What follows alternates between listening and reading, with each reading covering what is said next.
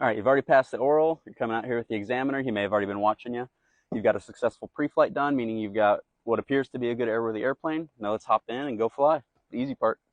So we've done the pre-flight. We've gotten into the plane with the examiner. We're going to make sure we're using our checklist. That's probably one of my biggest tips. They're going to be nervous. There's a lot going on. Make sure you use your checklist. Make sure you've got like your iPad and then any nav logs. And I like to have a backup for my electronic flight bag. So my backup is my phone, which is fully charged and has all the stuff fully updated and all that good to go. That's just as a backup because examiners like to see what you'll do. And if you pull out another device, that looks good.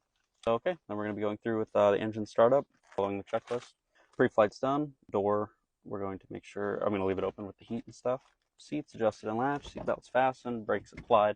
Using the parking brake, I actually had an instructor when I first was learning that always hated using this because once the cable broke on him. So then I always got taught to use just the feet thing, and then I got into, a King Air. They're like, what are you doing? Use your parking brake. So then I've gone back to making sure that we get that good law of primacy habit in with the parking brake. Fuel selector, I'm going to start on the left tank. They're both even. The carburetor heat is off on this airplane. And also, before I fully start, I'm going to take this time to do the passenger briefing, which I absolutely love. For flights passenger briefing, which I've got on here. So we'll go over to our checklist. So then this follows, I think it's like 91.519 or something, but there's a regulation on pre-flight passenger briefing. The seat belts, how to use them, the door, how to open and latch, like that, smoking rules. I think there's a whole list in that regulation. But what I do, so I don't have to memorize that, is just follow my checklist. So we got seat belts, shoulder harness, that's all good to go.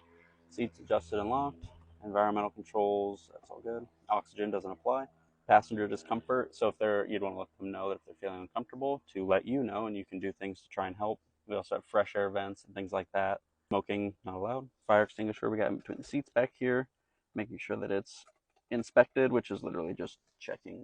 It tells you on the fire extinguisher what to do to inspect it. Doors and windows, make sure they know how to operate them. Emergency survival, evacuation. So if we do have to put this down in a field, you want to make sure that they know to get out of the airplane and get away from it because a fire could break out or things like that could happen. Traffic, if they see something, just let me know. And talking, so then minimizing it during parts of the flight that are busy. So like ground operations, takeoff, landing, things like that. But running through that passenger briefing is a big help. Looks good to an examiner too, that you're actually using a checklist for that.